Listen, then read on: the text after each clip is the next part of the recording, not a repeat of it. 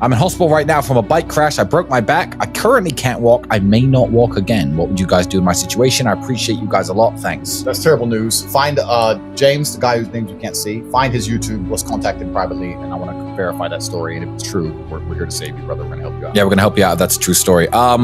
Life is like a game of chess. You can't take moves back. All you could do is look at the board you're in, look at the position you're in, and make the best moves possible.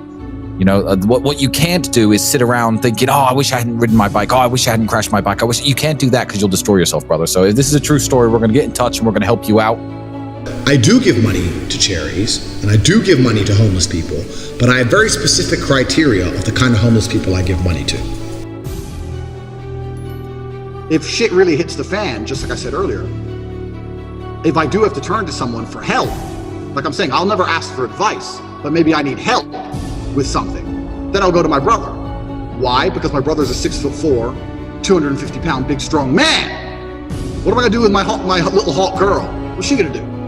Like, I don't see women as capable. I'm not being, hey, shoot me. I don't see women as capable. It does not mean I hate them. I just don't see them as emotionally capable. I'm so emotionally, I don't want to use the word hard, but I'm so emotionally controlled, I don't view most men as capable, let alone women, because my number one strength in my life is my emotional control. I can be on the Titanic and it can be sinking, and I'm still going to be sitting there thinking, okay, cool, all right, shut up. What's the plan? Stop screaming. Okay, the water's cold. Let's work out, let's do something. Like, I'm a very rational person, and most men are not as rational as I am, let alone females. Women just lose it to emotionality, so I don't turn to women because all they do is fucking scream. Like, why would I give a shit about, being strong or having to fight to protect? The reason I care about being strong is so I can not only protect myself, but protect people I care about. The reason I want to be rich is not only so I can buy myself stuff, so I can provide for my family. Yeah. Like every single position of strength comes with a derivative of softness underneath it. There's some emotion involved in it. If I was really a person who had no soft side whatsoever and I didn't give a fuck, I don't think I'd be the way I am. I think I'd be complete opposite. I think there are people like that who are so inherently selfish, but those people are not successful people. Those are people who sit on the couch all day, watch TV, smoke weed, and do nothing, or go and rob grandmas. Like, I don't consider myself an emotionally hard person. I get called a sociopath all the time and a psychopath all the time. I get called that, but I don't think people understand that there is a version of the world where you can feel things and really not give a fuck how you feel. Like, if I feel sad, it does not change how I act, and it does not change the things I do. If I don't feel like going to the gym, I go to the gym. If I don't feel like working, I will still work. I lived in a world for 15 years where I didn't feel like fighting because my nose was broken, but I had to fight anyway. Mm-hmm. So a lot of these people come to me and they say, oh, but I feel this way. I don't put a huge amount of importance on emotions. It's not that I don't feel them. It's that I don't think they have much to do with anything at all. If I wake up in a happy mood and I have a business to run and females to cater for and things to do, if I wake up in a sad mood, I have the same shit to do. I'm going to get it done. So where's the importance of it? It's in my mind, that's how I view it. Like, how does that affect what I'm going to do? Well, nothing. It doesn't. It's not going to affect how I live my life. So why sit around and think about it? This modern obsession with happiness is the number one problem with the world. Because I really don't believe humans were ever evolved to be happy.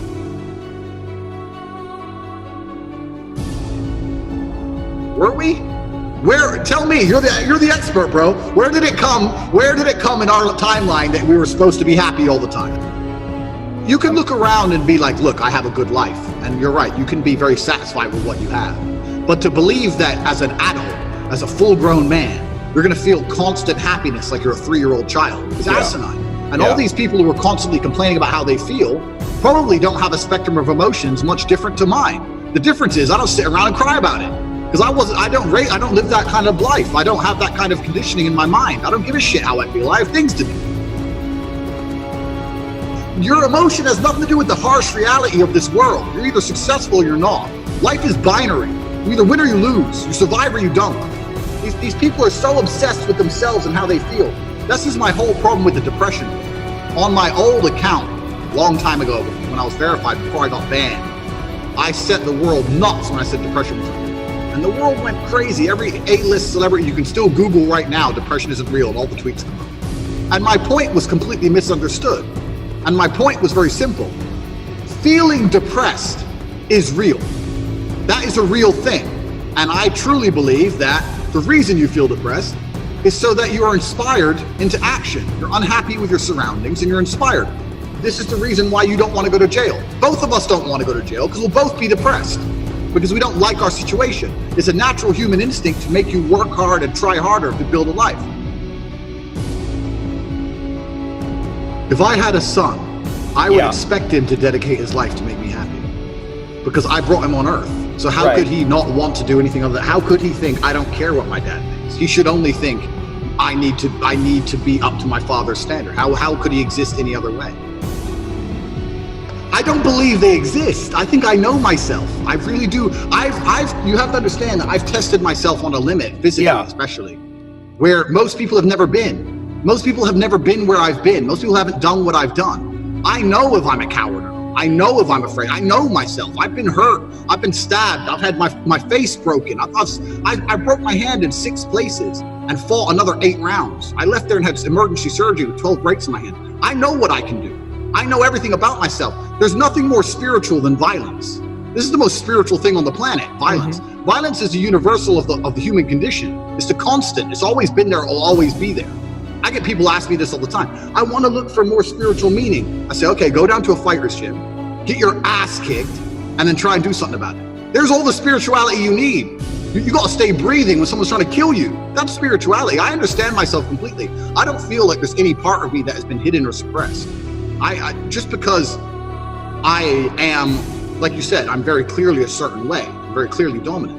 I don't think there's a part of me that's hidden or suppressed. And maybe, not maybe, in fact, I will say certainly, I've been conditioned to be this way. But I think I've been raised for exceptionalism. Since as young as I can remember, I've been raised to be exceptional. When I I'll give you an example. So I tell stories about my dad and people often say he was way too harsh. I thank the Lord above I had the father I had. So when I got moved up 3 grades in school, they moved me up because in the SATs it was like 400 questions and I got 2 wrong. And my dad gave me $20 and then he took $5 back for the 2 I got wrong, 5 each, so I had $10 total. And his lesson was, you still got 2 wrong. He was a perfectionist. Now, why was he a perfectionist? Well, it's because he was a chess grandmaster, and in chess it's perfection or you lose. Why did I become a 4-time kickboxing world champion? Well, because it's perfection or you lose. There is no, it's okay to be there's no sloppiness in fighting. 1 shot, it's over. Same thing with chess. There's no sloppy. You lose control of 1 square, the game's over. I've lived in a perfectionist realm since the dawn of time. So my whole entire life has been a perfectionist life. This is how I view my life, and I don't think any other way to accept the world is okay. I don't think it's okay to be okay with losing.